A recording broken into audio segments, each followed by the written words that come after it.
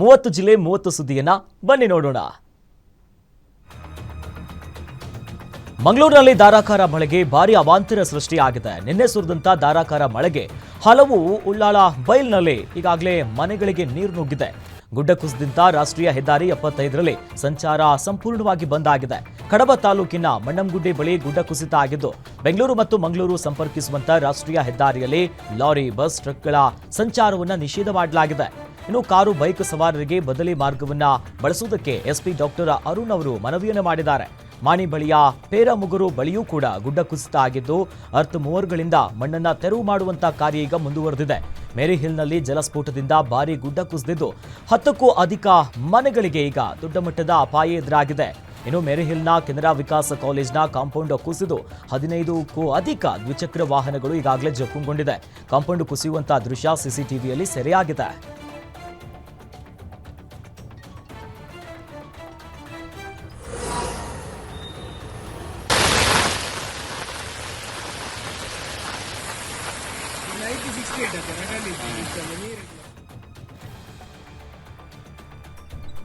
ಯಾದಗಿರಿ ಜಿಲ್ಲೆಯಲ್ಲಿ ನಿನ್ನೆ ರಾತ್ರಿ ಸುರಿದಂತ ಧಾರಾಕಾರ ಮಳೆಗೆ ಭಾರಿ ಅವಾಂತರ ಸೃಷ್ಟಿಯಾಗಿದೆ.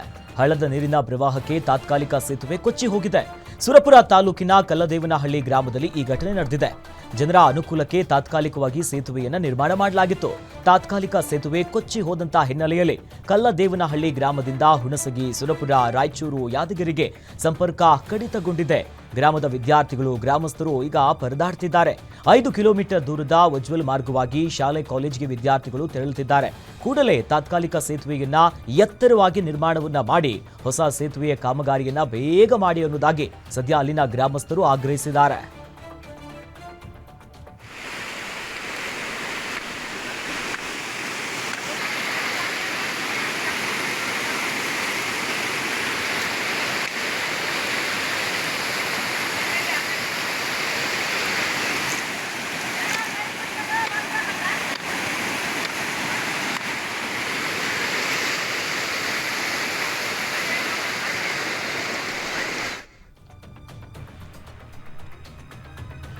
ಮೋಜು ಮಸ್ತಿಗಾಗಿ ಜಲಪಾತ ವೀಕ್ಷಣೆಗೆ ಹೋಗಿದ್ದಂತ ಪ್ರವಾಸಿಗರು ಅದೃಷ್ಟವಶಾತ್ ಪ್ರಾಣ ಅಪಾಯದಿಂದ ಪಾರಾಗಿದ್ದಾರೆ. ಉತ್ತರ ಕನ್ನಡ ಜಿಲ್ಲೆಯ ಯಲ್ಲಾಪುರ ತಾಲೂಕಿನ ಅರೇಬೈಲ್ ಫಾಲ್ಸ್ನಲ್ಲಿ ಈ ಘಟನೆ ನಡೆದಿದೆ. ಹುಬ್ಬಳ್ಳಿಯಿಂದ ಉತ್ತರ ಕನ್ನಡಕ್ಕೆ 5 ಮೆಡಿಕಲ್ ವಿದ್ಯಾರ್ಥಿಗಳು ಪ್ರವಾಸಕ್ಕಂತ ಹೋಗಿದ್ರು. ಚಿಕ್ಕ ಹಳ್ಳ ದಾಟ್ತಿದ್ದಂತ ವೇಳೆ ಏಕಾಏಕಿಯಾಗಿ ನೀರು ಹರಿದಿದೆ. ಈ ವೇಳೆ 3 ವಿದ್ಯಾರ್ಥಿಗಳು ಹಳ್ಳದ ಮಧ್ಯದಲ್ಲಿ ಸಿಲುಕಿಕೊಂಡಿದ್ರು. ಮಾಹಿತಿಯ ಮೇರೆಗೆ ಸ್ಥಳಕ್ಕಾಗಮಿಸಿದಂತ ಅರಣ್ಯ ಇಲಾಖೆಯ ಸಿಬ್ಬಂದಿ ಹಾಗೂ ಪೊಲೀಸರು ವಿದ್ಯಾರ್ಥಿಗಳನ್ನ ಯಶಸ್ವಿಯಾಗಿ ರಕ್ಷಣೆ ಮಾಡಿದ್ರು. ಕಳೆದ ಭಾನುವಾರ ನಡೆದಿದ್ದಂತ ಘಟನೆ ಸದ್ಯ ತಡವಾಗಿ ಬೆಳಕಿಗೆ ಬಂದಿದೆ.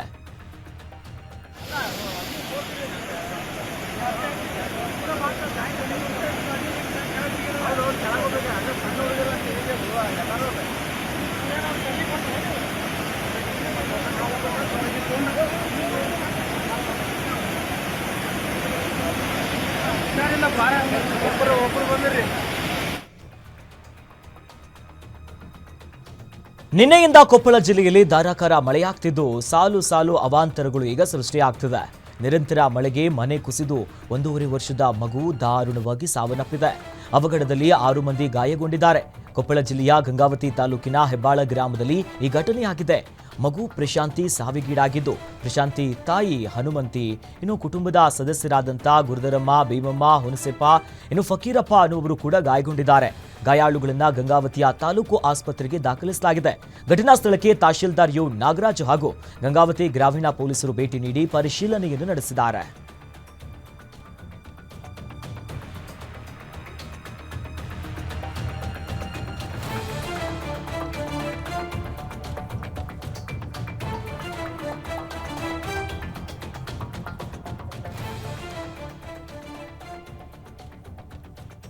ಬಸ್ ನಿಲ್ದಾಣದಲ್ಲಿ ಅನುಚಿತವಾಗಿ ವರ್ತಿಸಿದ್ದ ವ್ಯಕ್ತಿಗೆ ಮಹಿಳೆಯೊಬ್ಬರು ಹಿಗ್ಗಾಮುಗ್ಗವಾಗಿ ಥಳಿಸಿದ್ದಾರೆ. ಚಪ್ಪಲಿ ಏಟು ಕೊಟ್ಟಿದ್ದಾರೆ. ರೂಮ್ ಮಾಡ್ತೀನಿ ಬಾ ಎಂದಿದ್ದಂತ ಕಾಮುಕನಿಗೆ ಮುಟ್ಟಿ ನೋಡಿಕೊಳ್ಳುವಂತೆ ಧರ್ಮದೇಟನ್ನ ಬಾರಿಸಿದಾಳೆ. ಉತ್ತರ ಕನ್ನಡ ಜಿಲ್ಲೆಯ ಶಿರಸಿಯ ಕೇಂದ್ರ ಬಸ್ ನಿಲ್ದಾಣದಲ್ಲಿ ಘಟನೆಯಾಗಿದೆ.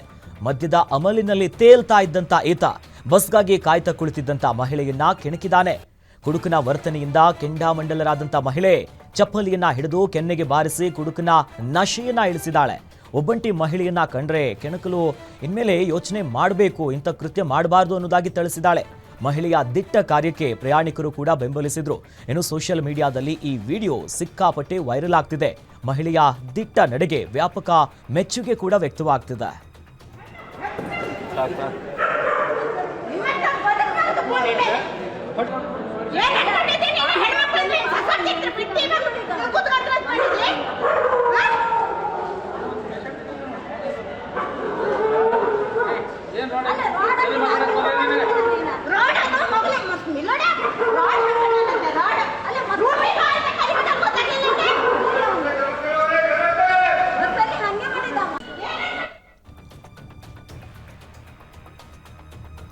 ಜಮೀನು ವಿವಾದ ಹಿನ್ನೆಲೆಯಲ್ಲಿ ಮಹಿಳೆಯನ್ನ ಎಳೆದಾಡಿ ಅಸಭ್ಯವಾಗಿ ವರ್ತಿಸಿರುವಂತಹ ಘಟನೆ ಮೈಸೂರು ಜಿಲ್ಲೆಯ ಹುಣಸೂರು ಗ್ರಾಮಾಂತರ ಪೊಲೀಸ್ ಠಾಣಾ ವ್ಯಾಪ್ತಿಯ ರತ್ನಪುರಿ ಗ್ರಾಮದಲ್ಲಿ ನಡೆದಿದೆ.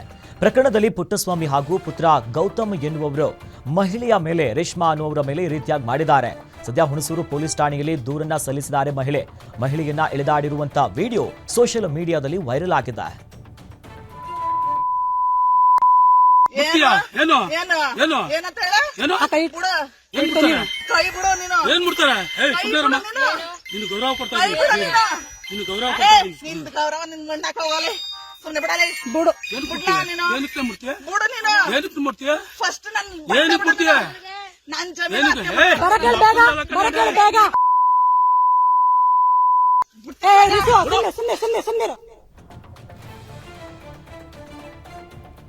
ಚಿಕ್ಕೋಡಿಯಲ್ಲಿ ಪುರಸಭೆ ಸಿಬ್ಬಂದಿಯ ಕಾಮದಾಟ ಬಯಲಾಗಿದೆ. ಇಂದಿರಾ ಕ್ಯಾಂಟೀನ್ನಲ್ಲಿ ಮಹಿಳೆಯ ಜೊತೆ ಸರಸ ಆಡ್ತಿದ್ದಂತ ಡಿ ಗ್ರೂಪ್ ನೌಕರ ರೆಡ್ ಹ್ಯಾಂಡ್ ಆಗಿ ಸಿಕ್ಕಿಬಿದ್ದಿದ್ದಾನೆ.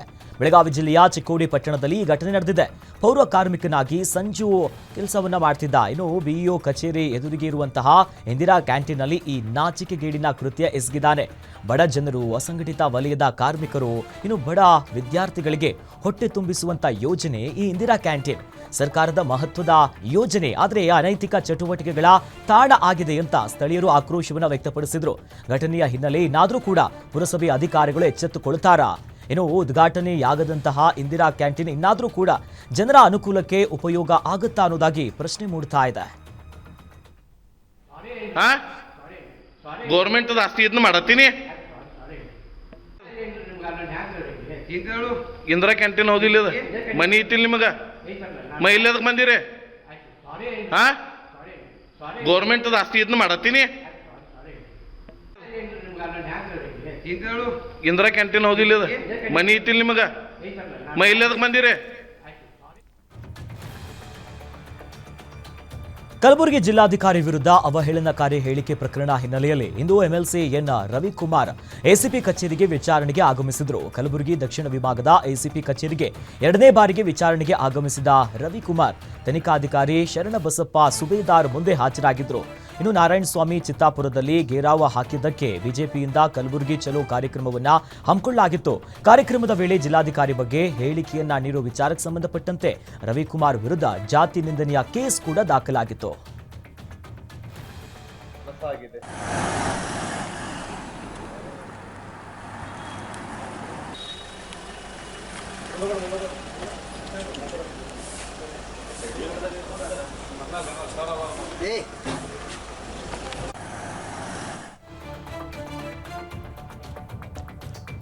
ಕೆಲ ದಿನಗಳ ಹಿಂದೆ ದೇವನಹಳ್ಳಿ ಬೆಸ್ಕಾಂ ಸಿಬ್ಬಂದಿ ನಿರ್ಲಕ್ಷ್ಯದ ಸುದ್ದಿಯನ್ನ ಗ್ಯಾರಂಟಿ ನ್ಯೂಸ್ ವರದಿ ಮಾಡಿತ್ತು. ಸಿಮೆಂಟ್ ಕಂಬದ ಬದಲು ಮರದ ವಿದ್ಯುತ್ ಕಂಬವ ಎನ್ನುವಂತ ಶೀರ್ಷಿಕೆ ಅಡಿಯಲ್ಲಿ ಸುದ್ದಿಯನ್ನ ಬಿತ್ತರ ಮಾಡಿತ್ತು ಗ್ಯಾರಂಟಿ ನ್ಯೂಸ್. ಈಗ ಗ್ಯಾರಂಟಿ ನ್ಯೂಸ್ ವರದಿಯ ಹಿನ್ನೆಲೆಯಲ್ಲಿ ಬೆಸ್ಕಾಂ ಸಿಬ್ಬಂದಿ ಎಚ್ಚೆತ್ತುಕೊಂಡಿದ್ದಾರೆ. ವಿದ್ಯುತ್ ಕಂಬ ಇರಬೇಕಾದಂತಹ ಸ್ಥಳದಲ್ಲಿ ಮರದ ವಿದ್ಯುತ್ ಕಂಬವನ್ನ ಅಳವಡಿಕೆ ಮಾಡಲಾಗಿತ್ತು. ನೆಲದಿಂದ ಕೇವಲ 8 ರಿಂದ 10 ಅಡಿ ಮೇಲೆ ಇದ್ದಂತ ವಿದ್ಯುತ್ ತಂತಿಗಳಿತ್ತು. ಪ್ರತಿ ಕ್ಷಣ ಜೀವವನ್ನ ಕೈಯಲ್ಲಿ ಹಿಡ್ಕೊಂಡು ಸಾರ್ವಜನಿಕರು ಓಡಾಡ್ತಾ ಇದ್ರು. ಗಾಳಿ ಮಳೆ ಹೆಚ್ಚಾದಂತ ಕಾರಣ ಸಾರ್ವಜನಿಕರಲ್ಲಿ ಆತಂಕ ಕೂಡ ಹೆಚ್ಚಾಗಿತ್ತು. ಗ್ಯಾರಂಟಿ ನ್ಯೂಸ್ ಸುದ್ದಿಯನ್ನ ಬಿತ್ತರಿಸುತ್ತಿದ್ದಂತೆ ಎಚ್ಚೆತ್ತುಕೊಂಡಿರುವಂತಹ ಬೆಸ್ಕಾಂ ಸಿಬ್ಬಂದಿ ವಿದ್ಯುತ್ ಕಂಬವನ್ನ ಈಗ ಹಾಕಿ ಸಂಪೂರ್ಣವಾಗಿ ಸರಿ ಮಾಡಿದ್ದಾರೆ.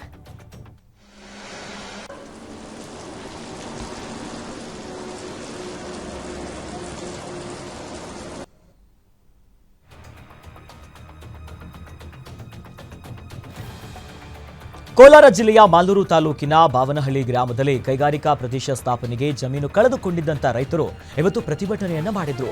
ಕೈಗಾರಿಕಾ ಪ್ರದೇಶಕ್ಕಾಗಿ 722 ಎಕರೆ ಜಮೀನನ್ನ ರೈತರು ಕೊಟ್ಟಿದ್ರು. ಆದರೆ ಕೆಐಎಬಿಡಿ ಅಧಿಕಾರಿಗಳು 400 ರೈತರ ಪೈಕಿ 200ಕ್ಕೂ ಹೆಚ್ಚು ರೈತರಿಗೆ ಇನ್ನೂ ಕೂಡ ಪರಿಹಾರವನ್ನ ನೀಡಿಲ್ಲ. ಜಮೀನು ಭೂಸ್ವಾಧೀನಕ್ಕೆ ಪಡೆದು 6 ವರ್ಷ ಆದರೂ ಕೂಡ ಇನ್ನೂ ಪರಿಹಾರ ನೀಡಿಲ್ಲ ಅಂತ ಆಕ್ರೋಶವನ್ನು ವ್ಯಕ್ತಪಡಿಸಿದ್ರು.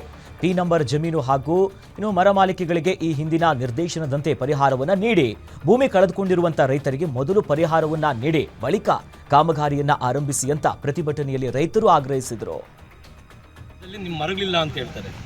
2019 ಸ್ಯಾಟಲೈಟ್ ಸರ್ವೆ ಆಪ್ಷನ್ನೇ ಇಲ್ಲ. 2023 ಆಗಸ್ಟಲ್ಲಿ ಇವ್ರು ಸ್ಯಾಟಲೈಟ್ ಸರ್ವೆ ಅಂತ ಹೇಳ್ಬಿಟ್ಟು ಇದು ಮಾಡೋದು. ಇವ್ರು 2019 ಏನು ಮಾಡ್ತಾರೆ, ಜಂಟಿ ಸರ್ವೆ ಅಂತ ಹೇಳ್ಬಿಟ್ಟು ಮಾಡ್ತಾರೆ. ಜಂಟಿ ಸರ್ವೆ ಅಂತ ಮಾಡಿ ಜೇಮ್ಸ್ ಅಂತ ಮಾಡ್ತಾರೆ. ಈ ಜೇಮ್ಸಿ ಮಾಡೋವಂಥ ಅಧಿಕಾರಿಗಳು ಯಾರು, ಈ ಕೇಸ್ ವರ್ಕರು ಸರ್ವೆ ಅವ್ರುಗಳು ಏನು ಮಾಡ್ತಾರೆ ಅಂದರೆ, ಎಲ್ಲೋ ಅವ್ರು ಬೇಕಾಗಿದ್ದ ಜಾಗಗಳಾಗ ರೈತರನ್ನ ಅವ್ರನ್ನ ಇವ್ರನ್ನ ಕರೆಸ್ಕೊಂಡು